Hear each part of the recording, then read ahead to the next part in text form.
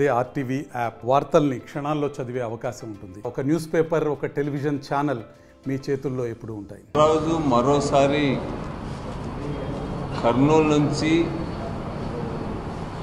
Andhra Pradesh electricity regulatory commission ఆఫీస్ని, అదేవిధంగా NHRC మానవ హక్కుల కమిషన్ కార్యాలయాల్ని అమరావతికి తరలించేందుకు దాదాపు హైకోర్టుకు కూడా నివేదించినట్టు తెలుస్తుంది. దాదాపు రంగమంతా కూడా సిద్ధమైంది.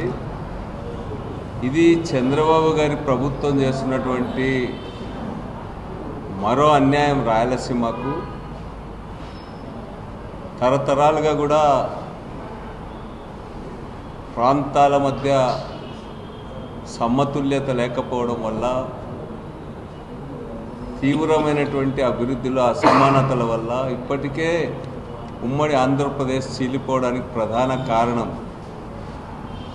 మరోసారి అట్లాంటి పరిస్థితి తలెత్తకుండా, రాష్ట్ర సమగ్రాభివృద్ధికి కృషి చేయకుండా కొన్ని ప్రాంతాలని అన్యాయం చేయడానికి ఈరోజు చంద్రబాబు ప్రభుత్వం పూనుకుంది. ఇప్పటికే సెప్టెంబర్లో మనందరికీ తెలుసు, లా యూనివర్సిటీ ఏర్పాటు ఇప్పటికే అమరావతికి తరలిస్తామని చెప్పడం జరిగింది. అదేవిధంగా కొప్పర్తిలో కేంద్ర ప్రభుత్వం శాంక్షన్ చేసిన ఎంఎస్ఎంఈ కేంద్రాన్ని కూడా అమరావతికి తరలించడానికి ఇప్పటికే ఆదేశాలు కూడా జారీ చేయడం జరిగింది. జగన్మోహన్ రెడ్డి గారు ముఖ్యమంత్రి అయిన వెంటనే 2019లోనే హైకోర్టుని కర్నూలులో ఏర్పాటు చేయాలని చెప్పి సంకల్పించి ముందుకు పోవడం జరిగింది. అయితే అనివార్యమైనటువంటి కారణాల వల్ల, ముఖ్యంగా హైకోర్టు విషయంలో కోర్టుకు వెళ్ళడం వల్ల కొంతమంది హైకోర్టు ఏర్పాటు చేయడంలో కొంత జాప్యం జరిగినా కూడా ఇప్పటికే ఏపీఏఆర్సీ భవనాలు ఏర్పాటు చేయడం జరిగింది.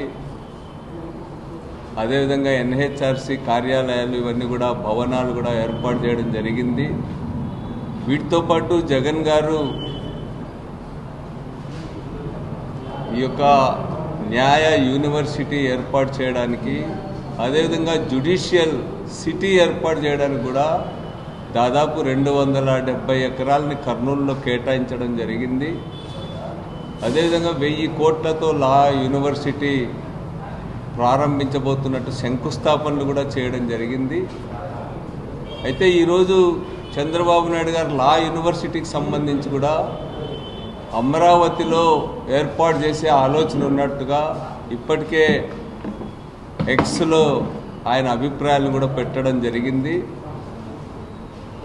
ఇప్పటికే దేశంలో ఎక్కడ కూడా ఒకే రాష్ట్రంలో 2 లా యూనివర్సిటీలు లేకపోయినప్పటికీ జగన్మోహన్ రెడ్డి గారు ప్రత్యేకమైనటువంటి చొరవతో వెనుకబడిన రాయలసీమలో భాగమైనటువంటి కర్నూలులో లా యూనివర్సిటీ ఏర్పాటుకు కేంద్రం నుండి కూడా మంజూరు చేయించుకోవడం జరిగింది. ఈరోజు వీటన్నిటిని కూడా ఈరోజు హైకోర్టు ఏర్పాటైతే దాదాపు 47 సంస్థలు, వివిధ రకాలైనటువంటి జ్యుడిషియరీకి సంబంధించిన సంస్థలు కర్నూలుకు రావడానికి అవకాశం ఉంది.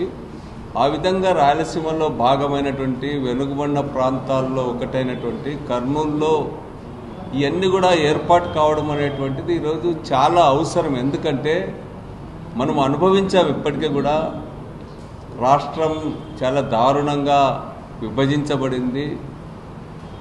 రాష్ట్ర విభజనకు, విభజనోద్యమానికి కూడా ఆ రోజు ప్రత్యేకమైనటువంటి కారణం రాష్ట్రం అంతా కూడా సమతుల్యంగా అభివృద్ధి కాకపోవడం, చారిత్రకంగా కొన్ని ప్రాంతాలు అభివృద్ధిలో పూర్తిగా వెనకబడ్డం, నిర్లక్ష్యానికి గురి కావడం, నదీ జలాల విషయంలో కానీ, పరిశ్రమల విషయంలో కానీ, ఇతర అన్ని రకాలైనటువంటి అభివృద్ధిలో కూడా కొన్ని ప్రాంతాలు దారుణంగా వెనుకబడిపోవడం కూడా విభజనకు ప్రధానమైనటువంటి కారణం అనేటువంటిది అందరూ కూడా చెప్పడం జరిగింది. దీనిపైన ఏర్పాటైనటువంటి శ్రీకృష్ణ కమిషన్ కానీ, శివరామకృష్ణన్ కమిషన్ కానీ, ఇవన్నీ కూడా నిర్ద్వందంగా చెప్పడం జరిగింది. అభివృద్ధిని కేంద్రీకరిస్తే మరోసారి విభజన బీజాలు నాటేటువంటి ప్రమాదం ఉంది. అందుకని అన్ని ప్రాంతాలు సమతుల్యంగా అభివృద్ధి కావాలని చెప్పి అభివృద్ధి అంతా కూడా అమరావతిలో కేంద్రీకరిస్తే ఇతర ప్రాంతాలు తీవ్రంగా వెనకబడతాయనేటువంటిది కూడా చెప్పడం జరిగింది. శివరామకృష్ణన్ కమిషన్ స్పష్టంగా చెప్పింది, మొత్తం అమరావతినే మీ మీద వేసుకుంటే మీ అనుభవం, అదేవిధంగా మీ నిధులు, మీ సమయం అంతా కూడా ఈరోజు మీరు వృథా చేసుకున్న వాళ్ళు అవుతారు. అందుకనే అట్లాంటి దాన్ని మరొక్కసారి చేయవద్దని చెప్పి చంద్రబాబు గారికి శివరామకృష్ణ కమిషన్ కూడా చెప్పడం జరిగింది. అయినా సరే వీటన్నిటిని పెడచెవున పెట్టి అమరావతి తన కలల రాజధానిని, అమరావతిలోనే ప్రపంచంలో ఎక్కడ లేనటువంటి రాజధానిని ఏర్పాటు చేస్తా అని చెప్పి చంద్రబాబు నాయుడు గారు మొండిగా ముందుకు పోతా ఉన్నాడు. విఘ్నులు, అనేక మంది కమిషన్లు విస్తృతంగా ప్రజాభిప్రాయ సేకరణ చేసి సమర్పించినటువంటి రిపోర్ట్స్ని పరిగణలోకి తీసుకోకుండా ఏకపక్షంగా ముందుకు పోతున్నారు. కనీసం ఈసారి ముఖ్యమంత్రి అయిన తర్వాత అయినా సరే వాటన్నిటిని సరిచేస్తారని చెప్పి భావించాం. కానీ ఈరోజు రాయలసీమ లాంటి వెనుకబడిన ప్రాంతాల్లో మంజూరైనటువంటి వాటిని కూడా ఒక్కొక్కటిగా తరలించుకుపోవడం అనేటువంటి దాన్ని ఇక్కడ ఉన్నటువంటి ప్రజలు ఏమాత్రం కూడా సహించరు.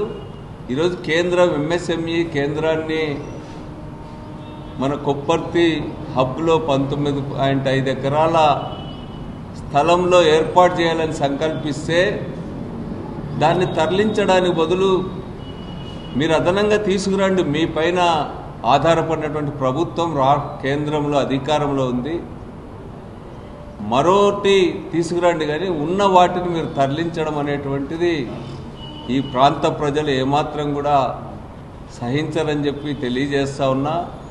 రాష్ట్ర విభజన నుంచి గుణపాఠాలు నేర్చుకొని అనేక కమిషన్లు చెప్పినటువంటి, కమిటీలు చెప్పినటువంటి రిపోర్ట్స్ని వాటన్నిటినీ పరిగణలోకి తీసుకోమని చెప్పి చంద్రబాబు నాయుడు గారికి తెలియజేస్తూ ఉన్నాం.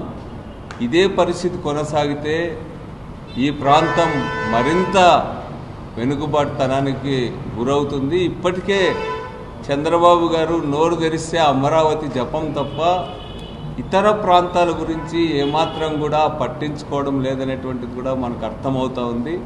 అమరావతి అభివృద్ధి చేయండి, అమరావతిలో రాజధాని కట్టాలనుకున్నారు, ముందు పండు, కానీ సర్వం ఏది చూసినా కూడా అమరావతిలోనే అనేటువంటి దాన్ని మీరు వదిలిపెట్టాలని చెప్పి ఈ సందర్భంగా ఈ ప్రాంతం నుండి నేను విజ్ఞప్తి చేస్తూ ఉన్నా. ముఖ్యంగా ఈ ప్రాంతానికి సంబంధించినటువంటి అన్ని పార్టీల వాళ్ళు కూడా ముందుకు రావాలా దీన్ని వ్యతిరేకించడానికి.